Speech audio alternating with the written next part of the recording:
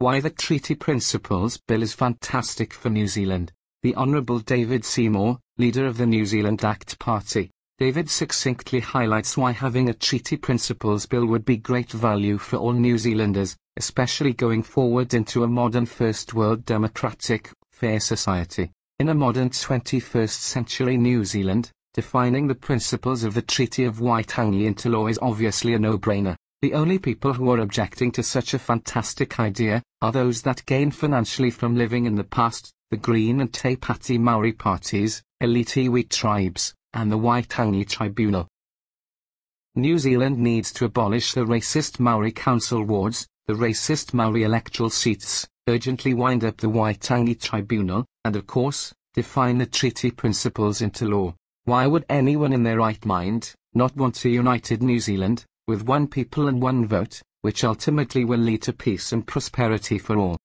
Thank you David Seymour and the New Zealand ACT Party. Geraint, on behalf of WhangareiTim. Now, you may have heard all sorts of things about the treaty principles and what a terrible thing it is and how it's somehow an attack on Māori and all things Māori. I'm here to tell you that's not true. And if you want to believe what other people are saying about me, at least ask, what am I saying before you judge? I have a very simple belief that each of us, individuals and human beings, are united by something much greater than any kind of history or culture. That is universal humanity, the same rights, the same dignities for being human. And that is what has driven all the good movements in human history. Votes for everybody, equal rights above race, civil rights movements in America, and the end of apartheid in South Africa, along with the rights of people of different sexualities to be themselves and marry as they would like to be. That's what I believe.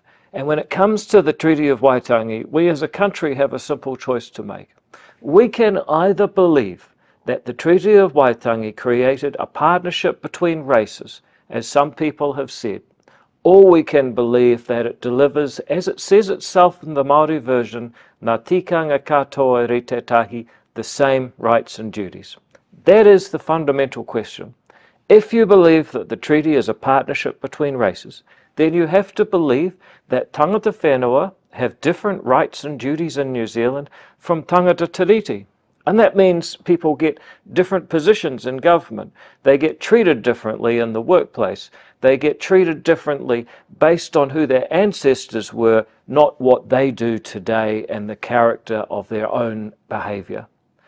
Or you can believe that we are all equal and that each of us, some advantaged, some disadvantaged, some of us very clever, other of us not, should all have a chance and choice in life to be the best that we can.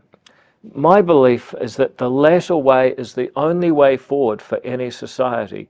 Every time we say that people have different rights based on ancestry, we breed resentment. And more importantly, we create the idea that which group you're a member of is more important than your basic value as a person.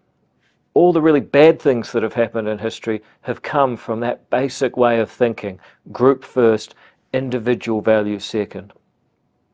What we're asking for is a proper debate on the treaty, and our Treaty Principles Bill would be a law passed by Parliament that says, you know what, the treaty says what it means and means what it says.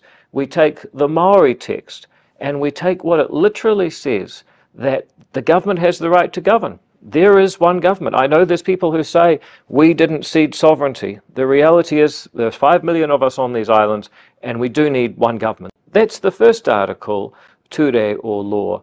The second article, or ture, says that we have the right to tiroranga tiratanga, self-determination. Now some people say that only applies to Māori. I don't see why that wouldn't apply to everybody for a number of reasons. One, as I said, we're all human. Two, many people who are Māori also are proud of many other whakapapa from around the world. So it seems crazy to try and divide the right to self-determination and property to only apply to some citizens. We believe that should apply to all. And that's backed up by the third law, o ture, which says that we have, ngā tikanga katoa rite tahi, the same rights and duties. Parliament would legislate that those are the principles. And that means that we are not a partnership between races. We're not people who have to look at our family tree to find out how we fit in. We're all New Zealanders with the same basic rights. And with that platform constitutionally, we can get stuck in to tackling the real problems and challenges that New Zealanders face. How do we get more kids to school? I'm from the far north. People not going to school is a ticking time bomb and an 80-year disaster as these people try and go through life without the basic skills to navigate the 21st century. How do we make the streets safe? What we're doing in justice clearly isn't working. How do we close gaps in healthcare? We need to be smarter and more innovative in the way we deliver it, especially as the population ages and new medical technologies are invented with greater cost.